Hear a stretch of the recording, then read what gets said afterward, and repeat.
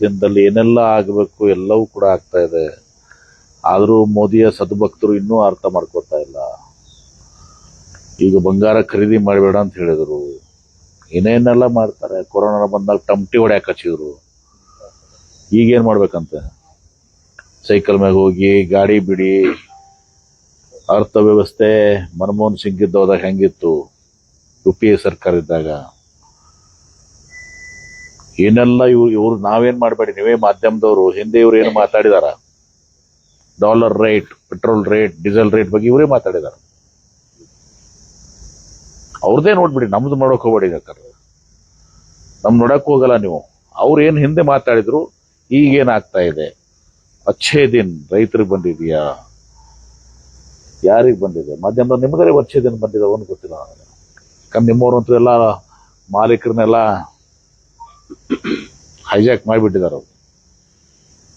ಮೋದಿ ಅವರು ಬೆಂಗಾಲ್ ವಾಹನ ಕಡಿತಗೊಳಿಸಿ ಬೆಂಗಾಲ್ ವಾಹನಗಳನ್ನು ಕಡಿತ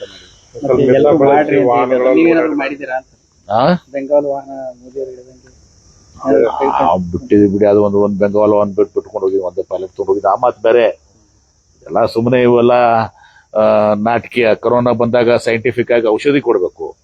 ತಮಟೆ ಹೊಡೆದ್ರೆ ಕರೋನಾ ಹೋಗ್ತದ? ಸೈನ್ಸ್, ವಿಜ್ಞಾನ ಇದು. ಅಂಧ ಭಕ್ತರು.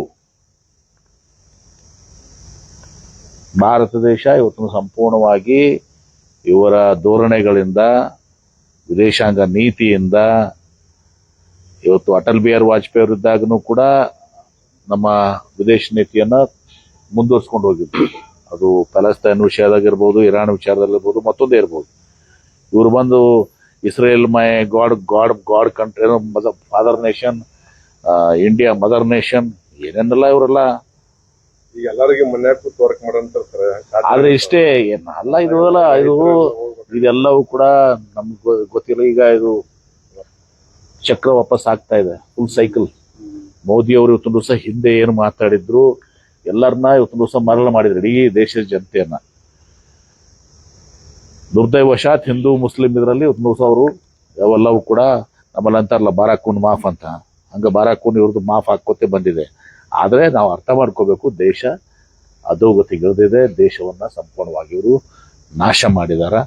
ಏನು ಇದಕ್ಕೆಲ್ಲ ನಾವು ಬೆಲೆ ತಟ್ಟಬೇಕಾಗಿದೆ. ಮುಂದಿನ ಪೀಳಿಗೆ ಬೆಲೆ ತಟ್ಟಬೇಕಾಗಿದೆ. Petrol rate, diesel rate, gas cylinder, ರೈತರ ಆದಾಯ ದ್ವಿಗುಣ ಮಾಡ್ತೀನಿ ಅಂತ ಹೇಳಿ ಏನೆಲ್ಲ ಮಾತಾಡಿದ್ರು. ಸುಳ್ಳು ಆಶ್ವಾಸನೆಗಳು ಬರೇ.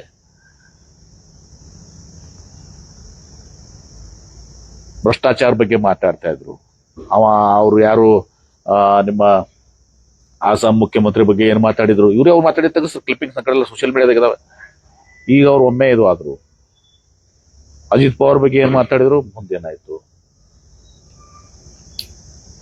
ಆಮೇಲೆ ಬಿಹಾರ ಮುಖ್ಯಮಂತ್ರಿಗಳು ಎಲ್ಲ ಇದ್ದವ್ರು ಎಲ್ಲ ಕ್ರಿಮಿನಲ್ಸು.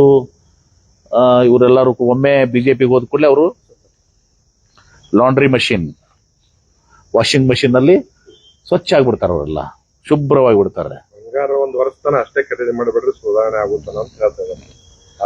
ನೋಡಿಪ್ಪ, ನಿಮ್ಗೂ ಗೊತ್ತಿದೆಯಪ್ಪ, ನೀವು ಎಲ್ಲ ಮಾಧ್ಯಮದವ್ರು ನಿಮ್ಗೂ ಗೊತ್ತಿದೆ, ಎಲ್ಲ ಅನುಭವಿಸ್ತಾ ಇದ್ರಿ. ನಿಮ್ ಪರಿಸ್ಥಿತಿ ಏನದ ನಮ್ಗೆ ಅದನ್ನೂ ಗೊತ್ತದ. ಅಚ್ಚೇ ದಿನದಾಗ ನಿಮ್ಗೂ ಎಲ್ಲ ತಟ್ಟಿದೆ. ಅದೆಲ್ಲ ಸುಮ್ಮನೆ ನೀವು ಮಾಧ್ಯಮದವರು ಕೂಡ ತಮಟಿ ಹೊಡಿತೀರ ಹಂಗೆ. ಸರ್, ಇನ್ನೊಂದು ಬಯೋಡೀಸೆಲ್ ಮತ್ತು ಇಥನಾಲ್ಗೆ ಹೆಚ್ಚು ಪ್ರೋತ್ಸಾಹ ಕೊಡಬೇಕಾಗಿತ್ತು. ನೋಡಿ, ಇಥನಾಲ್ ಕೂಡ ನೀವು ತಿಳ್ಕೊಂಡಷ್ಟು ಸರಳ ಇಲ್ಲ. 1 ಲೀಟರ್ ಇಥನಾಲ್ ಉತ್ಪಾದನೆ ಮಾಡ್ಲಿಕ್ಕೆ ಎಷ್ಟು ನೀರನ್ನ ಬಳಕೆ ಮಾಡ್ಬೇಕಾಗ್ತದೆ, ಅದನ್ನು ಕೂಡ ನಡೆದಿದೆ. ಈಗ ಎಲ್ಲವೂ ಕೂಡ ಸೈಂಟಿಫಿಕ್ ಆಗಿ ಹೋಗ್ಬೇಕು ನೀವು. ಎಷ್ಟು ಪಟ್ಟಿಗೆ ಇಥನಾಲ್, ಈ ಕಡೆ ಒಂದ್ ಕಡೆ ಇಥನಾಲ್ ಇದು ಮಾಡುವಾಗ ಬಹಳಷ್ಟು ನೀರು, 1000 ಲೀಟರ್ ಒಂದ್ ಲೀಟರ್ ಇಥನಾಲ್ ಮಾಡ್ಲಿಕ್ಕೆ ಬೇಕಾಗ್ತದೆ.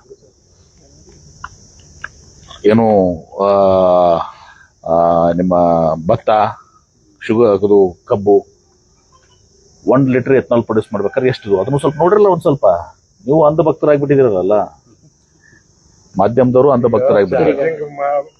ಖರೀದಿ ಮಾಡ್ತಾರೆ ಅದಕ್ಕೆ ನೀವು ಟ್ಯಾಕ್ಸ್ ಭಾಳ ಹಾಕಿರೋ ಸ್ಟೇಟ್ಗಳು, ಅದು ಕಮ್ಮಿ ಆದ್ರೆ ಖರೀದಿ ಮಾಡೋದು. ನಮ್ಮಲ್ಲಿ ಮೊದಲು ಟ್ಯಾಕ್ಸ್ ಬದಲು ಒಂದು ಕೂಲಿಂಗ್ ಪೀರಿಯಡ್ ಇತ್ತು, ಅದು ನೋಡೋಣ. ಆದ್ರೆ ಎಷ್ಟರೇ ನೀವು ಸಮರ್ಥನೆ ಮಾಡ್ಕೊತಾ ಇದೀರಿ ಅವ್ರನ್ನ. ಸಾಕಪ್ಪ. ಅದ್ರಾಗ ಏನಿದೆ, ತಪ್ಪೇನಿದೆ? ಈಗ ಮೊನ್ನೆ ಜಾನುವಾರು ತೆಗೆದಾಗ ನೀವು ಗಲಾಟೆ ಮಾಡಿದ್ರಿ, ಏನ್ರಿ ಜಾನುವಾರು ತೆಗೆದಾಗ ಗಲಾಟೆ ಮಾಡಿದ್ರಲ್ಲ, ಹಿಜಾಬ್ ತೆಗೆದಾಗ ಯಾಕಪ್ಪ? ಹಿಜಾಬ್ ನಾವು ಅದಕ್ಕೆ ನಾವೇನು ಹೇಳಿದೀವಿ, ಹಿಜಾಬು ಜಾನುವಾರ ಅಥವಾ ನಾವು ಲಿಂಗ ಕಟ್ಕೋತೀವಪ್ಪ, ಅದಕ್ಕೂ ಅನ್ವಯ ಆಗ್ತದ.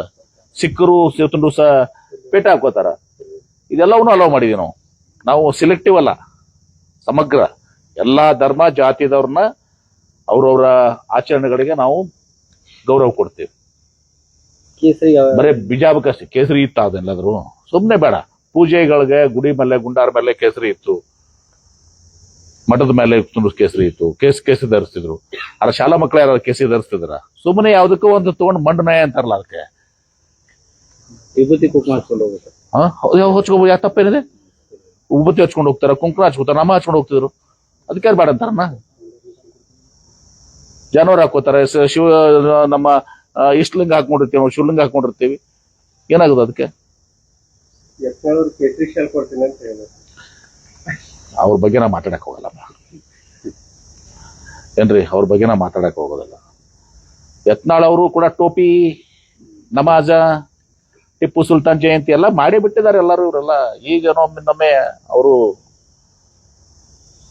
ಹೊಸ ಪಕ್ಷ ಮಾಡ್ತಾರೆ. ಮಾಡ್ಲಿ, ಒಳ್ಳೇದಾಗ್ಲಿ. ನಾವು ಫುಲ್ ಸಪೋರ್ಟ್ ಮಾಡ್ತೀನಿ, ಹೊಸ ಪಕ್ಷ ಮಾಡ್ಲಿ, ಅವ್ರು ನಮ್ ಫುಲ್ ವಿಜಯ್ ತರ ಅವರು ಮುಖ್ಯಮಂತ್ರಿ ಆಗ್ತಾರೆ, ಬೇಗ ಮಾಡ್ಬಿಡ್ಲಿ. ಕಾಂಗ್ರೆಸ್ಗೆ ಅನುಕೂಲ ಆಗುತ್ತೆ ಅಲ್ಲಲ್ಲ, ಮಾಡ್ಬಿಡ್ಲಿ ಅವ್ರು ಬೇಗ. ಅವರು ವಿಜಯ್ ತರ ಏನು ಆಗಿದಲ್ಲ, ಯಾವ್ದು ತಮಿಳ್ನಾಡು ತರ ಇವರು ಸಕ್ಸಸ್ಫುಲ್ ಆಗ್ತಾರೆ, ಗ್ಯಾರಂಟಿ.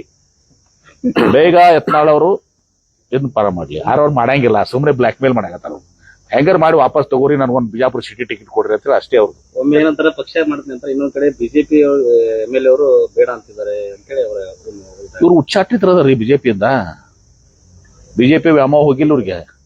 ಇವ್ರು ತಾಕತ್ತಿದ್ರ ದಮ್ ಇದ್ರ ಇವರು JCB ಪಾರ್ಟಿ ಮಾಡ್ಲಿ. ವಿಜಯನ್ ಗತ್ಲೆ ಒಂದು ದಿವಸ ಅವ್ರು ಬಂದು ಮುಖ್ಯಮಂತ್ರಿ ಆಗ್ಲಿ. ಬಿಜಾಪುರದವ್ರು ಮುಖ್ಯಮಂತ್ರಿ ಆಗ್ತಾ ಸಂತೋಷ ಅದ, ಆದ್ರ ಹಂಗ ಇವ್ರು ಮಾಡಂಗಿಲ್ಲ. ಇವ್ರು ಸುಮ್ಮನೆ JCB ತೋರ್ಸುದು ಅದಕ್ಕ ಹೆದರ್ಸಿ ನನಗೊಂದು ಬಾಳೆ ಇಲ್ಲವ್ರ ಬೇಡಿಕೆ, ಬಿಜಾಪುರ ಸಿಟಿ ಟಿಕೆಟ್ ಕೊಡ್ರಿ ನನಗೊಂದು. ಚುನಾವಣಾ ಪ್ರಚಾರಕ್ಕೆ ವಾಹನ ತಗೊಂಡಿರ್ತಾರೆ, ಅದೆಲ್ಲ ನಾಟಕರಪ್ಪ, ಅಲ್ಲ ಪಾರ್ಟ್ ಆಫ್ ಸ್ಟ್ರಾಟಜಿ. ಧನ್ಯವಾದ. ಇನ್ನಷ್ಟು ಸುದ್ದಿಗಾಗಿ ನಮ್ಮ News 11 ಕರ್ನಾಟಕ ಚಾನೆಲ್ಗೆ ಲೈಕ್ ಮಾಡಿ, ಶೇರ್ ಮಾಡಿ, ಸಬ್ಸ್ಕ್ರೈಬ್ ಮಾಡಿ.